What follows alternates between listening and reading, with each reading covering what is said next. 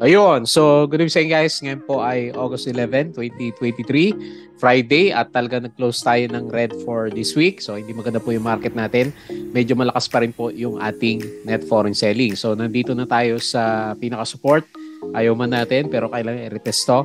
6,405.91 and then meron tayong 297.87 million na net foreign buying. So medyo malakas po yung selling ng ating foreigners kahit medyo balance yung blue chips natin, mas marami pa rin po yung bumagsak for today's trading natin. Pero kahit papano, dito sa mga trending stocks natin, meron na tayong nakitang berde, halimbawa itong si ABA natin. So di ba medyo battered siya from the last 3 days, 4 days na trading natin for the week. So nag-bounce siya ngayon ng 5%. Pero net foreign selling pa rin siya ng 9.4 million. So siguro marami nang medyo sumalo sa kanya kasi ilang araw na siyang nagbagsakan, yung RSI natin sobrang baba and then very prone na siya sa technical bounce. Kailan syempre di pa rin natin alam yung bottom niyan.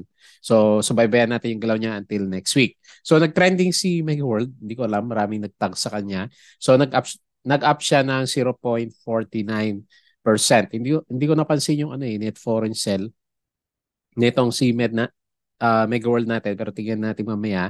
Alam ko lang maganda yung earnings niya, first half at saka second quarter. Tapos si Macro Asia, ito mataas din yung mga earnings na sinasabi niya. Meron niya tao na repost kanina sa ating Twitter. So nag-up siya ng 1.63%. So okay din po yung kanyang earnings. Etong si Ionix natin, so medyo pumitik siya kanina umaga eh. So di ba nag-drop siya kahapon ng 10%. Halos 10% din yung pinitik niya kanina umaga, hopefully nakalabas ka na sa kanya kasi nag-pullback din siya. Anyway, nag-close naman siya is green, 0.76%.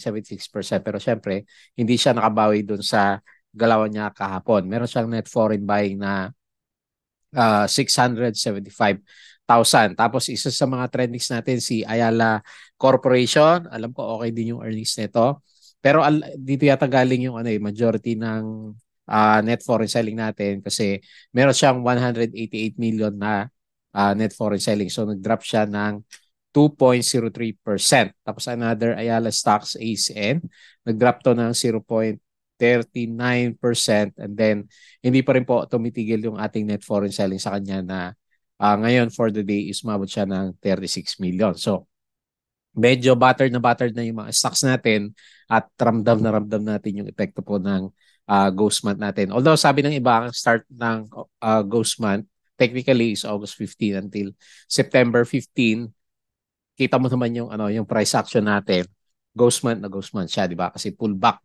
So lumalabas po kasi yung ating mga foreign investors. Okay? So disclaimer pa rin guys, yung mga viewers natin, yung ating vlog is for education purposes. So huwag mong gagamitin to as a reason para mag-buy, sell, or hold ng stocks.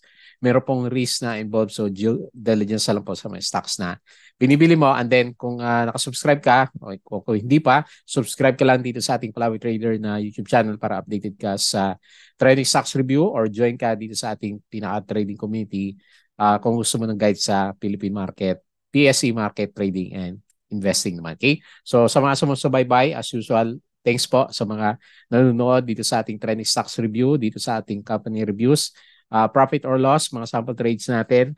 Tapos weekends ulit, so aral na lang tayo.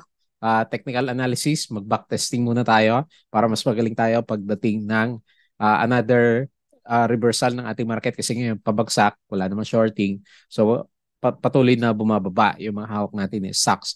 Building yung fundamental is yung mga risk management natin sa market.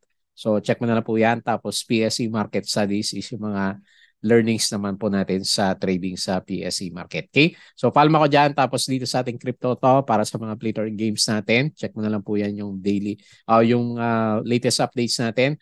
So sa social media natin, follow mo ako dito sa ating pinaka-Facebook account para updated ka or dito sa ating pinaka-Facebook page. Ayan, late na naman yung upload natin for today. Tapos Bodega Peak para sa learning sa local market, dito sa US market at saka dito sa cryptos natin. Money earners, yung mga side hustles po natin. Ayan, so kung gusto mong matuto dun sa mga ginagawa natin na side hustles, andyan po yung mga previous na vlog natin sa kanya. Wala pa tayong na-update na bago dyan. Okay? So, tingnan natin yung pinaka-summary ng index. Baka tayo pumunta dun sa mga na-repost natin. So, hindi ako masyadong active ngayon dito sa posting. Bukod sa hindi maganda yung market natin, so medyo busy din tayo during this week. So next week, babalik ulit sa normal yung mga posting natin. Okay? So net foreign selling tayo, meron tayong sell na 297 million. Ilang araw na po na bumabagsak, so careful na lang po ulit tayo dito sa market natin.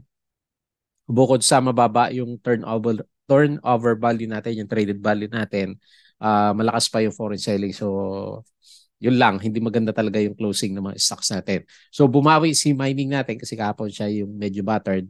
Ewan ko, parang bumagsak pa rin yata si nickel natin, pero meron sa kanila is umakyat. Alam ko si Mark, medyo battered na yung galaw ni Mark Ventures natin. Pero nag-up yung pinaka-mining natin ng 0.6%. Yung services, minus 0.96%. Siya yung pinakamalaki yung tama. So for today, and the property is negative 0.89% naman. Okay, so hanap tayo ng mga nalipost natin for today. Okay, so US inflation rose to 3.2%. So ewan ko lang, saglit silipin natin.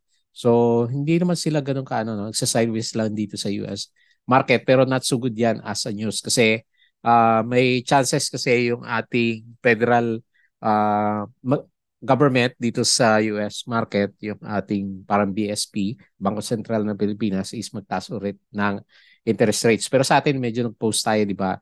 Habang sila is nag-increase ulit ng interest rates po nila. Ayala Corporation distribution agreement with BYD Philippines to be the official distributor of BYD electric vehicles in the country. Tapos kay 2Trade Asia natin, yung mga earnings natin, FNI, ayun, drop pala siya. Oh. So, double check yun na lang yung mga hawak natin, negative 19.4%. Para mas marami ngayon nakikita natin na negative earnings sa mga stocks natin. Manila Water, so ito medyo maganda, plus 73% second quarter. So, ilista nyo na lang, SMPH, di ba, yung nalista natin last time. RCB plus 0.98 second quarter. Tapos CPPC is plus 17%. APBI plus 23%. Mataas pala siya. And then 8990 Holdings up by 2.5%. Lotto, positive 196%. Tapos si Converge natin is positive. Ayan medyo maganda si Converge. 9% sa second quarter. Tapos close na tayo. Ang mga winners natin si BDO, MPI. Pero mas marami nga yung losers natin. CLI up siya ng 9%. GGS reports 10.4 billion net income in the first half. Tapos si SMPH is positive 38%. Ayan, so ito sinasabi natin. Converge plans 15 to 70 billion in CAPEX. Okay to. To complete investment in subsea cable systems. Robinsons Land, first half up by 23%. Ito si Meg. So siguro kaya medyo pinag-usapan siya. Maganda rin yung earnings niya. Property medyo malakas ngayon. No? Meg is plus 34% sa second quarter. AP is having initial discussion made ultra-safe nuclear corporation. Pero wala masyadong kumakagat. PAL, minus 0.19%. Nickel, renewable energy unit sets $2 million capex for its pilot. Robinsons, up din siya ng 23% sa second quarters. Pero 5% siya, no? Drop sa year over year. Okay, so anyway, ito na lang, 23% up. ASEN is finalizing its preferred shares offering. So, ito yung sabi natin, 1,000 pesos per share at meron siyang dividends na more than 8%. Okay, so second quarter GDP growth is slowed versus first quarter. So 4.3% nga po tayo. So kasama na rin yan sa Guzman at saka mahina na sentiment na market. Security Bank, first semester 2023 profits fall 20%. So nag-drop din pala. Double Dragon conducts groundbreaking ceremony for its central hub, Negros warehouse. Si Macro Asia, ito maganda, di ba? Net income, so kaya siya nandito sa trending natin. Nag-up siya ng 667% to 382 million. So medyo malakas si Mac. So tingnan natin yan. PAL, net income increased to 250 million US in the first half of 2023. So kasi medyo open na yung government natin. Mrs. G, nag-drop siya ngayon, minus 1.49. Pero down siya ng 37.5%. NGCP franchise tax suspended. ERC orders suspension of 3% franchise tax. Ano pa ba? Axilum posted net loss 125 million. Macro Asia, okay yung earnings. House, nabasa na natin yan. And then yung galaw natin sa US market kahapon. So maraming sasabi. Mas maigi na sa bangko ngayon kasi sa stocks, pabagsak talaga. So meron dito namimigay ng 10% dito kay Maybank. Pero promo rate cap, hanggang 100K lang naman siya yung pwede mong invest sa kanya. The rest, maganda itong mga to, mga 6%. 'Di ba? Parang pag-ibig na rin yung yung mga bangko natin. So tinitingnan natin yan kasi hindi nga po maganda yung pinaka-market natin. PSB, Metrobank Consumer and Retail Banking arm PS Bank managed to maintain credit rating naman niya. Tapos sa US market natin is okay naman siya, verde siya pero medyo sideways yung galawan, and then yung nakita natin sa kanya kanina is medyo mahina nga po yung galawan dito sa US market. And guys, and then sa mga gustong sumali sa trading community po natin, so kung gusto mo ng guide na hirap maka during this time, gusto mo mag-aral tayo sa market, pwede ka pong sumali dito sa ating Palabi Trader na Patreon channel naman. So anytime, open po yan sa mga gustong sumali sa trading community natin. Okay, so refresh natin yung ating index.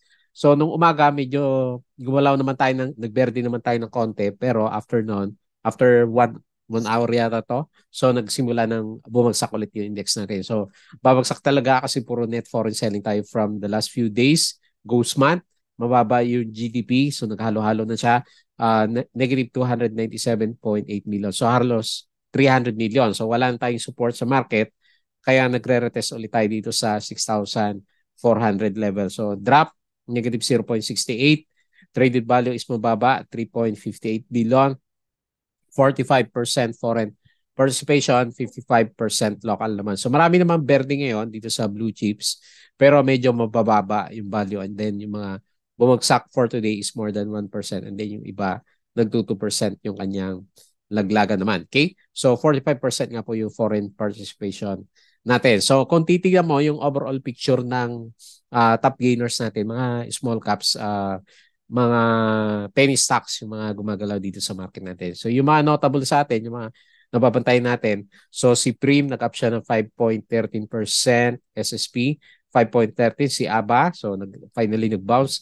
And then si Home 4.27, dito sa baba si Plus, so bumabalik 2.94%, AGI 3.19, tapos si PHR is 1.72. So dito naman sa mga losers, mga penny stocks din, mga medyo mabababa yung mga yung mga prices, 'di ba? So si Mark, medyo battered na tong si Mark, so 7% drop ulit. Apollo 5%, kahapon nag-ano naman to, 'di ba? Nakabawi pero drop ulit. Inex 5.23%, si Green hindi, kala ko okay na yung up niya kahapon. So hindi pa, 4.44%, IMI 3.51, ang dami. Lalakas ng bagsakan. So Tech minus 2.56, AC is minus 2.03 nga po yung ating laglagan naman sa kanya. Okay, so yun po yung galaw. So recap natin, CPSE, although not so good talaga yung ano natin. Sentiment sa market, 6.7 pa rin until 6.4. Kaya lang kasi yung market nandito na naman sa bandang baba. Pero time-tested na yung 6.4. Hopefully, hindi na tayo bumaba pa dyan sa 6,400 kasi 1, 2, 3, 4, 5. So pang-anim na test na niya dito sa bandang baba. Hopefully, hindi na mag-breakdown kasi pag mag-breakdown yan, medyo notable siya, madaling makita na magda-drop dyan. Medyo maraming papakat loss, and then lalong babagsak yung stocks natin. Kasi pag medyo bumaba pa tayo dyan sa 6.4, sabi natin, dito sa box natin na to, yung next na box natin is nandito sa bandang kaliwa, which is ito. So ito yung range natin from 6.1 until 6.4 kapag medyo nag-drop tayo dito sa below 6,400. So kaya ayaw natin na medyo mabasag yung sideways channel natin dito sa PSA market. So anyway, next week makikita po natin hanggat walang masyado foreigners na buying sa market, alam mo na yung pwede mangyari po dito sa market naman natin. Okay? So pangit ng mga stocks natin. So dito sa US market, as of this time, refresh natin siya. Okay, medyo sideways siya. Nasdaq futures, negative 0.14. Dow futures, positive 0.04. Tapos S&P is negative 0.04. So kahapon, medyo okay naman siya pero ngayon mukhang laglagan dito sa European markets natin. So Asian markets, nauna tayo, no? So sumunod na rin sila. So dito sa China 2%, dito sa China pa rin yan, no? 2%. Ang medyo green lang ngayon is si Japan. So diyan ang pupuntahan yung mga traders natin and then the rest is laglagan din po. So dito sa cryptos, refresh natin siya ng konti, medyo mahina din.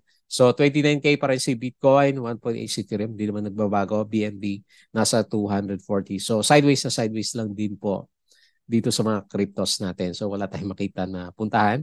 So kaya nga sabi ko, pag-aralan natin ng konti yung Forex for the coming few days. And then balik tayo dito kapag medyo okay na ulit yung market naman natin. Okay? So pag-usapan natin yung ating mga trending stocks. So unahin natin si Abacor Holdings. So finally, nakakita tayo ng berde sa kanya. So yan na ba yung pinaka-bottom natin? Kasi medyo exals din naman kasi yung bagsak. No? Wala tayong nakita na reason bakit siya bumabagsak. Siyempre, maliban sa lumalabas yung investors. Kasi ngayon, tignan nga natin, meron pa rin siyang net foreign selling pa rin kasi si ABA eh. So, kahit nag-up siya ngayon ng 5%, meron siyang net foreign selling na 9.4 million. So, ibig sabihin lang, medyo mas marami yung sumalo during this time. So, Rihina, so ito yung pinaka-support natin. So, bumibili pa rin pala siya, malakas pa rin siya. At tapos si APS BDO, yung ating pinaka-main seller sa kanya. So, si Mandarin, wala na yata, no? Na wala na yung mga sell-offs niya. Okay? So, hopefully, yan yung bottom natin. Si Rihina yung pag-asa natin dito kay Aba natin kasi wala naman tayong ibang catalyst na nakikita sa kanya. Pero from the past few days, this week na trading natin, drop siya, yung halos umabot siya ng 50% na drop. Ngayon is nasa 40% na drop pa rin naman siya. So tingnan natin by next week kung magandang salo dito sa current price na 1.47 and the support is 1.34 naman. Okay? So next, Mega World. Bakit kaya pinag-usapan si Meg? Wala din ako makitang catalyst sa kanya eh. So up siya ngayon 0.49% and then 1 million lang naman yung net foreign buy natin sa kanya. So okay, so yung earnings iba nakita natin medyo maganda. So call UBS a buyer, Abacus Premium yung ating pinaka-main seller. So nauntog dito sa resistance. Hindi natuloy yung trend na din drawing natin last time. Pero ngayon medyo nagpang siya ng konti pero anyway, medyo mahina din naman eh pag tinignan mo talaga yung pinaka-price. Tingnan na lang natin next week kung masustain niya yung pinaka-MA20 na support natin sa kanya. Okay? So wala din namang buyers eh. So baka dyan din lang until next week itong si Mega World po natin. Ito, medyo maganda rin yung earnings ni Macro Asia. And then nagtatry na pala, kahapon pa lang nagtatry na siyang nagtatry na siyang mag-upsurge dito, di ba? So nakita mo naman, meron siyang volume, nagkaroon ng halos breakout dito sa MA o breakout dito sa MA20 ng konti. At kanina medyo nag-spike siya kasi nga maganda yung kanyang earnings. So, pero eventually tingin natin kasi medyo nakalampas na siya dito. Although parang profit taking yung candle natin, medyo maganda kasi yung earnings niya. So, hindi natin maalis kay Macro Asia na mag-bounce siya. Tingin natin mag-bounce siya for the coming few days kasi medyo okay po kasi yun. Pumalik na kasi yung earnings niya. So, hopefully, gumalaw pa siya. So, nakikita natin na resistance kasi nauntog siya dito. Ilalagay ko na lang dito sa medyo bullish ako ng konti dito. Although wala akong Macro Asia, pero maganda kasi yung earnings. So, tingnan natin kung gaano kalakas yung 600% na earnings na nakita na sa kanya for next week's na trading natin. Tingnan natin kung meron pumesto dito na foreigners. Hanapin natin si MAC. So 1.63% lang naman. CitySec call ang buyer, call BPI, parang wala. So wala tayong foreigners. Negative 225,000 si Macro Asia. So next week na siguro natin makita yung yung SIPA nitong si MAC. Next si Ion. Meron pa tayong foreigners dito. Ionics. Tignan natin. Yan. So up siya 0.76%. Wala eh. 675K lang. Call FMS ang buyer, SP equities call yung ating pinaka-main seller. So hopefully nakalabas ka dito. Oh. Medyo nag-spike pala siya kanina. Hindi ko alam kung medyo matagal to. Nag-up siya ng 6% kaninang umaga. Pero medyo umurong siya. So bearish pa rin po si Ayun, kahit na verde yung kandila natin. Kasi nauntog siya dito eh. Nag-try siya na bumalik pero hindi naman niya kinaya. So tingnan natin, ibaba ko na konti yung support dito sa 1.85 or siguro mga 1.3. Tignan natin kung medyo matigas yung support na area natin. So downtrend pa rin naman yung RSI plus yung ating MACD formation. Pero kung titignan mo, di ba meron siyang yung tinatawag natin na bearish divergence. Yung price mo umakyat last time, bago bumagsak ka, umakyat siya, pero yung RSI natin at saka MACD, humihina siya. So meron siyang bearish divergence last time. Okay? So AC, okay. So siguro pinag-usapan siya kasi medyo malapit na ulit siya mag-breakdown dito sa support. Kahit yung mga big companies natin, medyo battered din siya. No? So next week natin makita ko ano yung decision ni AC. Either mag-stay siya dito sa 600 pesos or magkaroon siya ng breakdown. Kasi medyo malapit na po siya dito sa pinaka support level naman natin. Wala yata tong ano eh. Walang karga si AC. Tingnan natin. Net foreign sell siya. So meron siyang malaki pala. Oh. Kaya pala siya pinag-usapan. 188 million net foreign sell. So negative 2.03%. Call abacus ang buyer and then si JP Morgan yung ano, nagbebenta po sa kanya. Next, JP Morgan kasi medyo large volume yan kapag tumira si ano eh si JP Morgan natin. Okay? So ASEN, bad pa rin yung mga candles natin. Resistance is 5.6 and then gusto niya mag-retest dito sa 5 pesos or 4.96 na pinaka-support natin. Ayan. So, no choice tayo dyan kasi lumalabas po kasi yung ano, mga foreign investors natin. So, negative 0.39 lang siya pero ito kasi minus 36 million. Ayan. So, merong epekto yan kapag hindi sila bumalik by next week. So, Abacus Regis, a buyer. Ayan, si Mandarin pa rin. UBS yung ating mga main sellers naman. Okay? So, balik tayo dito sa PSEI.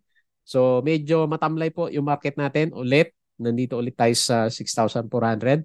Hopefully, hindi siya magkaroon ng breakdown by next week. And then makita natin yung reversal ng mga net foreign sell. So, kapag net foreign sell, alam mo naman, pabagsak talaga yung market natin. Okay? So, yun lang muna yung ating review. So, aral na lang tayo over the weekends habang inaantay natin na bumalik yung mga investors po sa Philippine market. So, as usual, bago tayo mag-close, please don't forget to subscribe dito sa ating Palaboy Trader na YouTube channel, Crypto Koto, Facebook account, Facebook page, Bodega Peak Money Earners, Twitter, and then yung Patreon sa mga gusto ng guide sa Philippine market, trading, investing. Sali ka lang po dito. At then, tingnan po natin kung paano natin maayos yung mga portfolio natin during this time naman. Okay? So, yun lang. Maraming salamat. Happy weekends po.